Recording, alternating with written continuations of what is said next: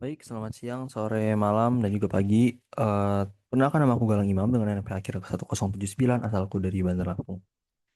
Oke, untuk video kali ini aku akan mengenalkan terkait tugas kedua dari petrologi hari ini, di mana sekarang untuk petrologi yang tugas kedua itu sebenarnya akan lebih spesifik ke skala MOS, di mana skala MOS itu adalah suatu skala yang menentukan ukuran tingkat kekerasan suatu mineral atau material.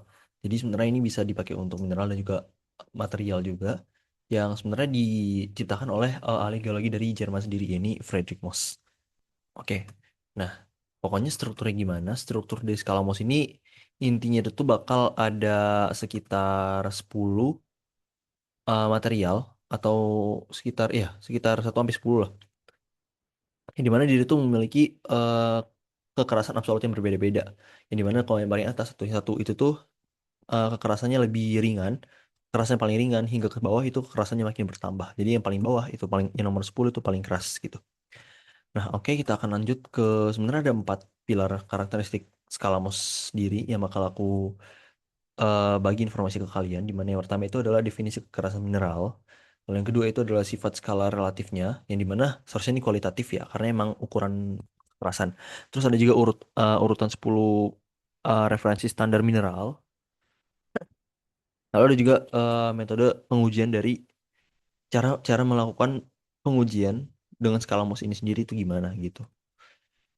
Oke, kita akan sebenarnya kalau misalnya aku spill dulu nomor satu itu talk, terus kedua itu gypsum, ketiga itu calculate, terus ada fluorite, untuk keempat, kelima ada apatit, keenam ada orthoclase, ada quartz, dilanjut sama topaz, corundum, dan yang paling akhir itu ada diamond.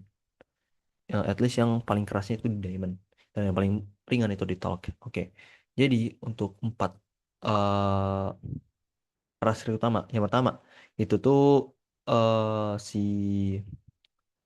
skema MOS ini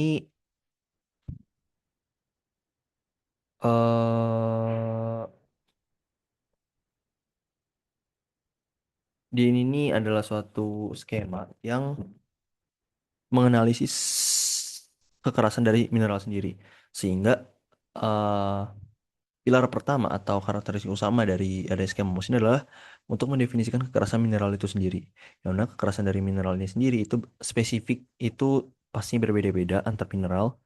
Sehingga eh, kekerasan dari mineral itu tersebut itu pasti tercantum di skala MOS.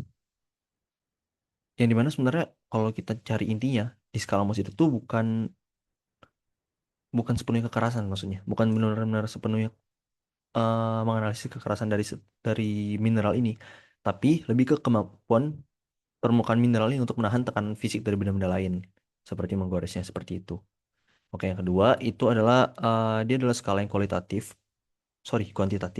yang dimana kuantitatif ini nih terbukti dari tingkat kekerasan dari si setiap skala yang ada di MOS sendiri, sehingga nilai itu bukan kualitatif tapi kuantitatif dari skala MOS ini. Lalu yang ketiga, pilar ketiga itu tuh dia terkandung ada 10 urutan, ada 10 urutan eh, mineral lah yang bakal dimasukkan dalam skala MOS. Yang pertama ada talk, gypsum, kalkit, hingga yang paling akhir tuh diamond, yang paling keras. Lalu yang keempat itu tuh prosedur pengujiannya. Jadi prosedur pengujian dari skala MOS ini itu dengan cara menggoreskan mineral ke mineral lainnya. Sehingga kalau misalnya mineral yang terkena goresan dari mineral lain, itu berarti kekerasan dari mineral ini di bawah dari mineral yang menggoresnya tadi. Jadi kan dibentrok ini dua mineral.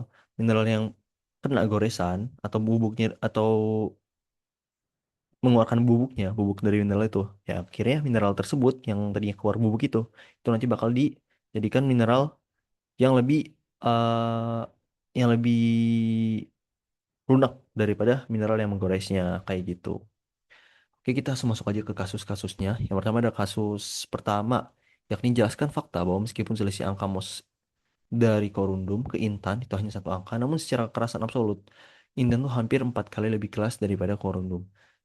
Nah, lompatan ini benar-benar jauh dibanding jarak kekerasan dari angka 1 ke 9. Oke,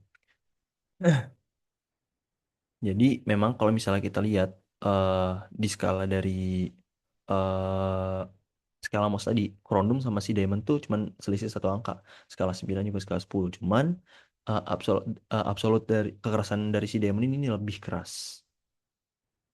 Nah, jadi meskipun di dalam skala MOS ini diurutkan ordinal dari 1 sampai 10, emang faktor geologis menunjukkan lompatan kekerasan yang sebenarnya tidak linear. Tidak linear kenapa? Karena emang dari diamond sendiri tuh kan emang benar-benar inti solidnya diamond tuh emang sesolid itu dan emang di faktor geologis juga eh diamond tuh memang yang paling keras.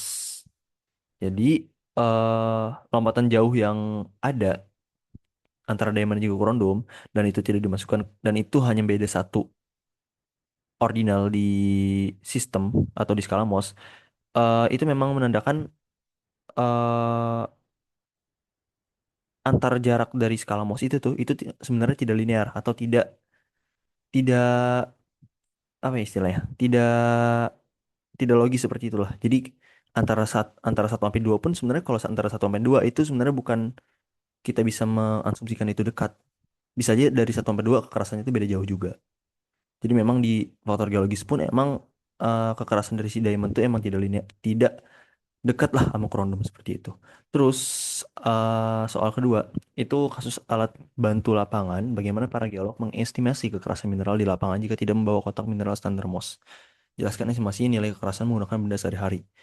Oke. Jadi gimana kalau misalnya kita ambil sehari-hari misalnya kekerasan dari kuku manusia yaitu plus minus 2,5, terus koin tembaga 3, eh, paku besi atau pisau mungkin plus minus 5,5, lalu mungkin baja atau pecahan kaca itu plus minus 6,5. Nah, sebenarnya eh kita bisa menggunakan estimasi-estimasi itu dengan menggoresnya ke mineral yang nanti bakal kita gunakan. Misalnya kita menggoreskan kuku kita ke mineral, kita goreskan. Nah, kalau misalnya mineral itu tergores, berarti mineral ini otomatis ada di bawah kuku manusia.